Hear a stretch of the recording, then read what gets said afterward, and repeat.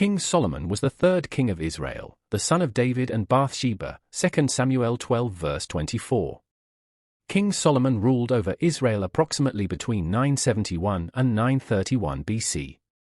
Solomon is renowned for his wisdom and for being the king who built the first temple of Jerusalem. In this video, we will learn more about who Solomon was in the Bible.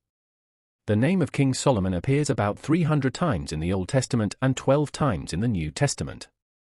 There is virtually no information about the early years and youth of Solomon. It is known that he was the second son of David and Bathsheba, the former wife of Uriah, as their first son died shortly after birth. 2 Samuel 12 verse 18. Speaking specifically about his father, Solomon was the fourth of David's sons born in Jerusalem. Considering the biblical information about David's life, we can establish a context for the environment in which Solomon grew up. We know that David married frequently, resulting in constant tension among his wives and their children, who engaged in various intrigues, usually seeking prestige. During the period when David was weakened before his death, there was intense struggle for the throne of Israel. The initial opposition of Absalom could also be seen in the person of Adonijah, the oldest of David's surviving sons. 2 Samuel 3 verse 4, 1 Kings 1:5s. Adonijah gained the support of Joab, David's former general, and the priest Abiathar, and tried in every way to take the throne of David even in his last days, including holding a coronation feast. When Solomon's allies learned of Adonijah's plan, they worked to remind David of the unfulfilled promise regarding Solomon's succession, 1 Chronicles 22 verses 9 to 10. Thus, David gave orders concerning Solomon's ascension to the throne, and he was crowned king in Israel, anointed by Zadok. 1 Kings 1 verses 28 to 39. Solomon was probably not much older than 18 when he was crowned king. King Solomon reigned for 40 years in Israel. Scholars debate whether his reign occurred approximately between 971 and 931, or between 960 and 920 BC, with the former being the more likely possibility. Shortly after David's death, King Solomon followed his father's instructions and took action to solidify his position as king and dismantle opposition. Thus, after the deaths of Adonijah and Joab, and the banishment of Abiathar, Solomon reigned without internal opposition.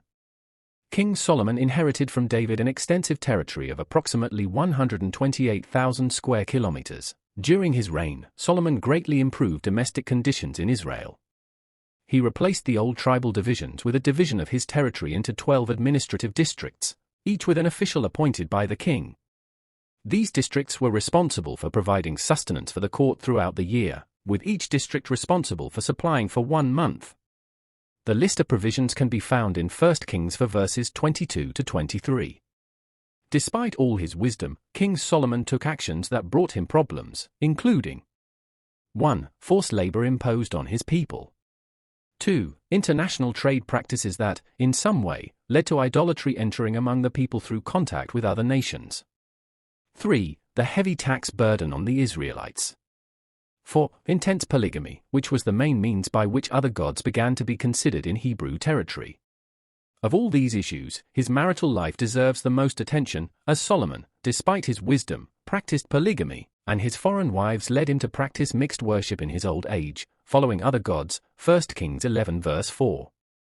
For Solomon, marriage was part of his political strategy. He formed many alliances through his marriages. This is how he reached the impressive number of 700 wives in addition to 300 concubines. Among Solomon's wives was the daughter of Pharaoh, and, on the occasion of this union, the Pharaoh of Egypt gave him the city of Gezer as a dowry. 1 Kings 9 verse 16.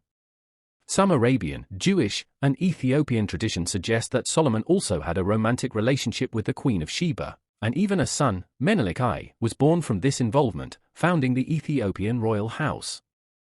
However, the Bible does not report anything about this. King Solomon's serious sin, challenging monotheistic worship in Israel when he began to follow other gods to satisfy his foreign wives, could not go unpunished.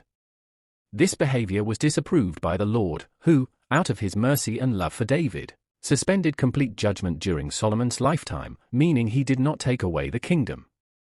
However, after Solomon's death, the punishment was poured out, and the kingdom was taken from his son when the kingdom of Israel was divided. Even in his lifetime, Solomon experienced threats from enemies raised by God, such as Hadad, Rezon, and Jeroboam.